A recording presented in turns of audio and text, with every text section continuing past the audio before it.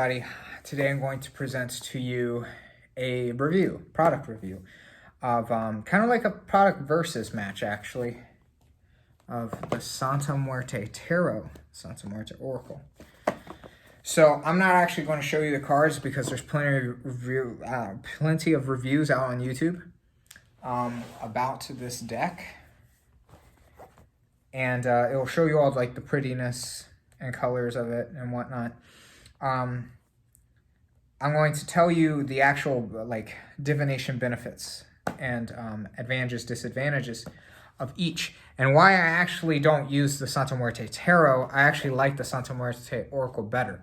It doesn't mean that it will be for you though, so let me explain. First of all, I will say the most outstanding part of this series of these decks is the artwork and the kind of commitment to Mexican folk culture.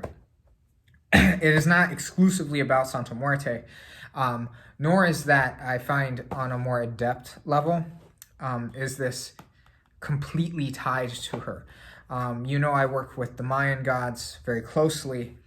The Mayan gods like to manifest through these cards very well because the entire deck is crafted around Mesoamerican, Latin American folk-styled superstitions.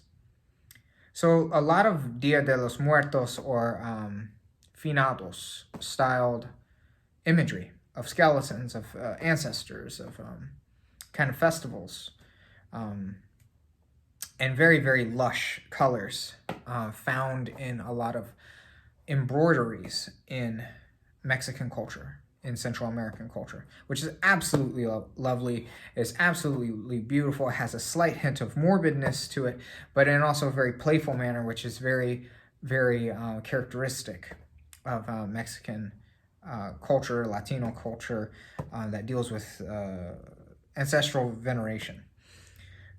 It does so in a very, very diverse way, in which it's not completely tied to Santa Muerte. You will find that Santa Muerte has her own devoted card, I believe, definitely in the tarot deck. Can't recall off the top of my head about the Oracle deck.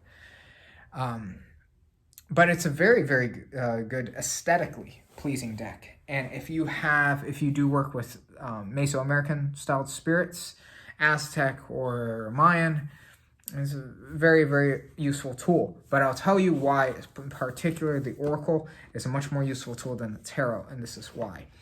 The Tarot, and I was having this problem when I was doing divination multiple times with the Tarot deck. The Tarot system is based off of Kabbalah. It has, or if there's not much proof behind it, but the 78 cards and the arcana, the major arcana, lead to pathways that correspond pretty much verbatim to Kabbalah. It is a Western-styled system that is based upon that blends easily with astrology and Western planetary concepts. It's a very wonderful system. And I think there are decks that really, really capture the embodiment of, the synergy between tarot card deck and Kabbalah. However, the beliefs of the Mesoamerican or Latino Mexican cultures don't completely correspond to Kabbalah, especially when you're talking about Santa Muerte and spirits like Santa Muerte, including ancestral. They don't have a complete translation to the Kabbalistic 78 card pathways. So I've been finding that I've had some hiccups, and just that it wasn't really the best tool to access a 78 card profile and system of divination. It's not a complete carryover, in my opinion. I really do believe that. That's why I will say, though, that the Oracle deck is superior, in my opinion, because there's a lot of room for interpretation. While there are, I'm not a big stickler for like, we got to stay complete historical accurate, because if you know the history of the Spanish conquest and the history of Catholic persecution after the conquest. We're talking about basic Mexican society, basic Latino society, where indigenous witchcraft is still viewed as taboo by Catholic doctrine.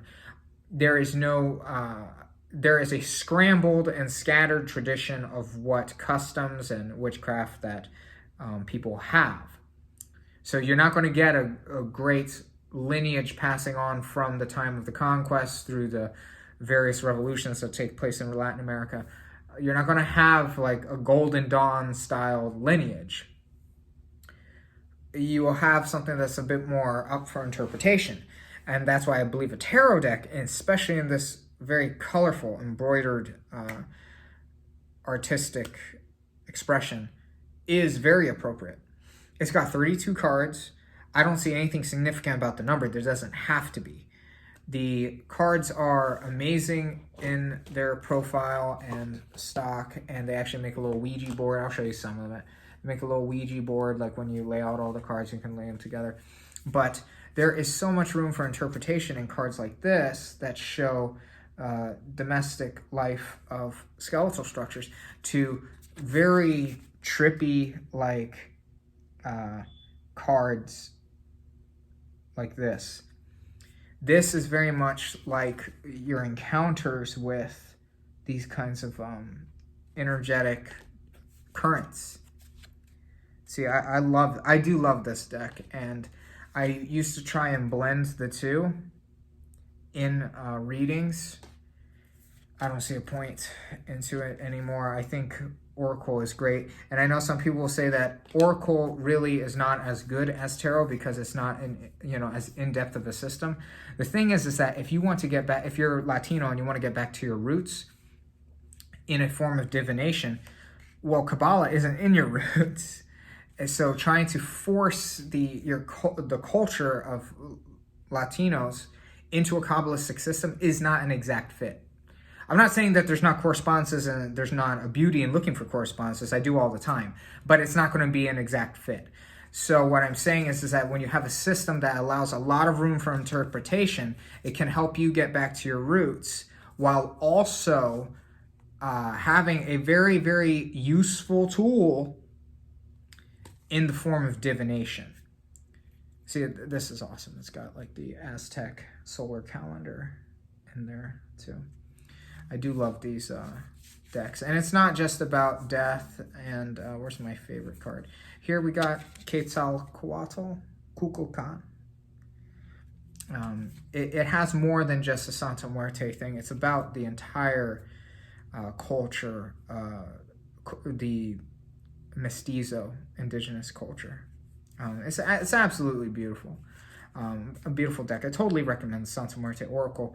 I wouldn't recommend against Santa Muerte Tarot, but I wouldn't say it's a deck that you want to get very, very dedicated to if you want to learn the tarot, because it's kind of trying to bridge into a Kabbalah system that it doesn't really fit in. But otherwise, tell me what you think. I do have a good time with this Oracle card deck, and I don't think that doing Oracle is in any way inferior to Tarot. It depends on your goals, but primarily say if you're spiritual, like if you work with spirits. I think you're going to have a better chance working with Oracle decks than you will Tarot decks. And I'll make another video about that. But anyways, that was my review. May that serve you well.